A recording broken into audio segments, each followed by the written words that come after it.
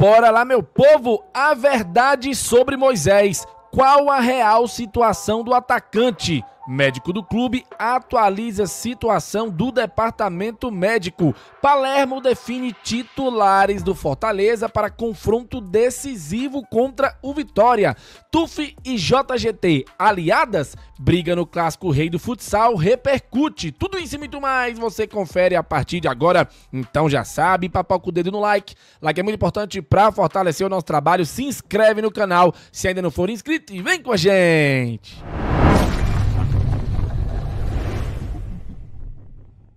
Começando mais um vídeo aqui no Expresso Tricolor, eu sou o PM e seja muito bem-vindo e bora lá pro giro de notícias de hoje, sabadão, dia 13 de setembro de 2025. Hoje tem jogo do Lion e a bola rola às 4 da tarde na Arena Castelão para Fortaleza e Vitória. Jogo válido pela 23ª rodada da Série A do Campeonato Brasileiro. Se você não for, só você não vai, porque a nossa presença nas arquibancadas é extremamente importante para empurrar o nosso laiudo rumo a uma vitória que pode ser o ponto de partida para uma reviravolta na Série A do Campeonato Brasileiro. Eu não vou nem trazer a tabela para a tela porque vocês já estão cansados de saber a real situação do Fortaleza e é uma situação grave. Então a vitória sobre o Vitória hoje é fundamental para iniciar a reação do Tricolor na competição. Já fez o seu check-in? Já comprou o seu ingresso? Comenta aqui abaixo em qual setor do estádio você vai ficar. Beleza? Turma, vamos falar sobre Moisés. Ontem nós tivemos alguns vídeos atualizando a situação do jogador. Então vamos tentar entender qual que é a real verdade sobre a situação do Moisés. Primeiro eu queria trazer aqui um vídeo que o Renato Manso trouxe lá no Futebolês antes de trazer o vídeo do Dr. Cláudio Maurício divulgado pela TV Leão. Então, Renato Manso, lá no Futebolês, atualizou a situação do Moisés primeiro. Separei aqui em 4 rápidos pontos para a gente esclarecer, né? Houve um boato de que o Moisés teria realmente sentido uma lesão, teria sido acometida de ter que fazer exame e tudo mais. Então, a informação é, o Moisés não sentiu lesão, ele sentiu algumas dores, e o clube entende que isso faz parte do processo de reabilitação que o Moisés está vivendo. O Moisés vive ali como se fosse uma espécie de pré-temporada, está saindo de uma lesão, já saiu da transição, já está trabalhando em campo, mas sentiu dores naturais, nada que preocupe no sentido de arremeter ali à lesão que deixou fora ele por tanto tempo. Segundo ponto é que ele não se ausentou do clube para fazer nenhum tipo de exame, que também foi outra notícia, outra informação que surgiu, que ele teria ido fazer ressonância, algum tipo de exame de imagem. Não, ele trabalhou a parte do grupo e mais ali fez tudo isso dentro do próprio Fortaleza. O terceiro ponto é que não houve em nenhum momento a tentativa da comissão técnica de colocá-lo como titular no jogo contra o Vitória. Não faz parte da programação. A ideia do Fortaleza é levá-lo contra a equipe do Sport, para ele ficar 100% para a partida contra o Sport. E se ele evoluir bem, ele estaria apto a viajar para a partida contra o Palmeiras, né? Então, a ideia inicial do Fortaleza é que contra o Sport o Moisés fica à disposição. E por fim, hoje à tarde o clube vai divulgar um boletim médico explicando melhor essa situação do Moisés e também outros casos, como Kusevich, Benevenuto e outros jogadores que possam estar no departamento médico. Antes da gente seguir aqui para o boletim médico que o Dr. Cláudio Maurício trouxe na TV Leão, quando o Renato Manso fala esporte, leia-se Vitória, tá bom? Ele se confundiu aí, mas o Renato Manso trouxe aí uma atualização explicando tudo bem direitinho. E aí, horas mais tarde, certo? No finalzinho da tarde, quase ali no comecinho da nossa live, um pouquinho antes da nossa live começar, o Dr. Cláudio Maurício atualizou de fato a situação aí através da TV Leão. E aí vamos entender não só a situação do Moisés, mas também dos outros jogadores lesionados. Olá a todos, tudo bem? Trazendo para vocês uma atualização do departamento médico do Fortaleza Esporte Clube. Começando a falar um pouco sobre o atleta Moisés, está na fase final de recuperação da lesão no bíceps femoral, na fase de recondicionamento físico. Ele tem atividades programadas por semana, atividades progressivas, algumas atividades completas com o grupo, algumas atividades segmentadas, uma parte com o grupo, uma parte separado, alguns dias de repouso, tudo esperado para quem está numa fase de recuperação como ele está, na fase final, para que ele chegue em plenas condições de ser relacionado para a primeira partida. O atleta Tinga, na última quarta-feira, sofreu um desconforto durante o treino na região da virilha, no adutor direito, e foi realizado exame de imagem e constatou uma lesão do grau 2. É um atleta que já começou o tratamento com a fisioterapia e já programando a sua recuperação e volta aos gramados. O atleta Marcelo Benevenuto se apresentou na segunda-feira, vinha em tratamento de uma lesão que ele teve lá no Criciúma ainda, segue agora a programação conosco, com a nossa atualização depois de novas imagens realizadas aqui e programação junto com a nossa preparação física, fisiologia e fisioterapia, para que ele também retorne aos gramados em breve. O atleta Kusevich teve uma lesão no músculo pectíneo da região adutora do lado direito. É um atleta que estava já na fase final de transição, teve a convocação para a seleção do Chile, continuou a recuperação lá.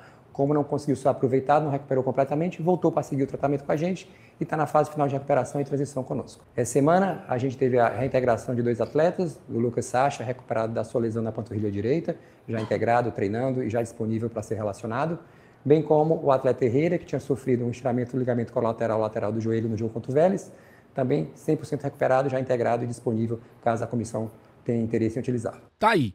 Atualizou aí os lesionados, incluindo o Marcelo Benevenuto, e também sobre os retornos que nós teremos aí para o confronto contra o Vitória, caso o Palermo opte, né, que é o Lucas Sacha e também o Herrera. Então, assim, existe a possibilidade do Sacha não ser titular nesse jogo de hoje, tá? Com 37 jogadores no elenco, o Fortaleza ainda tem 5 atletas para estrear na temporada. Lucas Gasal pode ser titular hoje, Marcelo Benevenuto tá lesionado, o Lucas Crispim, que ontem foi apresentado, ou reapresentado, o Guzmán, que pode ser o camisa 10 titular no jogo de hoje, e o atacante Kaique, que existe uma expectativa de que possa também atuar até o fim da temporada, sendo uma peça importante pelo seu vigor físico e também pela sua velocidade, um centroavante mais móvel, né? Mais veloz.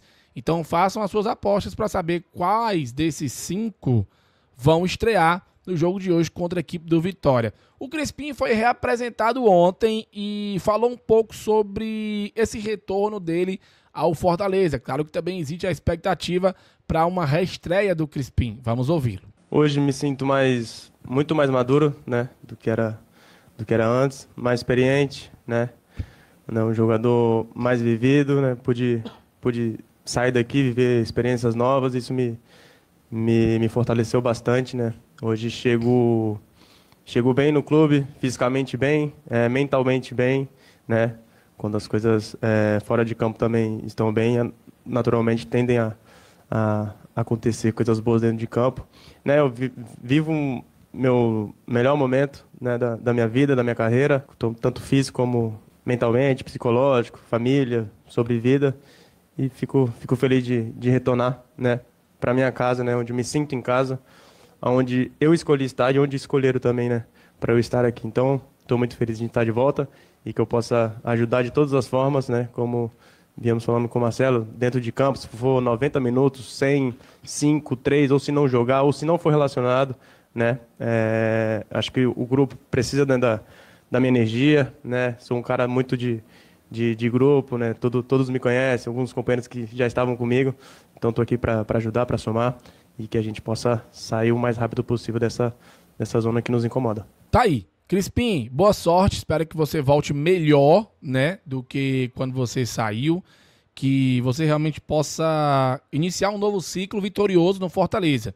Tá bom? É isso que a gente torce, para que seja um Crispim mais maduro, mais evoluído, mais técnico, de mais qualidade. Mesmo que tenha jogado aí, e muito bem, obviamente tem que ressaltar, num campeonato mais fraco, né, de uma qualidade bem duvidosa, que é o futebol tailandês. Mas a gente tem que torcer pelo Crispim, porque é um cara identificado com a torcida e porque tem uma técnica assim que pode nos ajudar nessa recuperação no Brasileirão. E aí, será que o Crispim tem chance de estrear hoje pelo Fortaleza? Já comenta também aqui abaixo. E qual que é a provável escalação do Fortaleza? O Esporte do Povo tirou o Sacha, tá? Porque o Sacha voltou agora, então existe essa dúvida.